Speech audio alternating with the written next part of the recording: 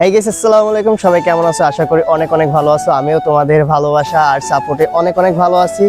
ইদানিং তোমরা যে পরিমাণে আমাকে সাপোর্ট দিছো, ভালোবাসা দিছো, খুব অল্প সময় আমার চ্যানেলটা কিন্তু অনেক বেশি গ্রো করে ফেলাইছে।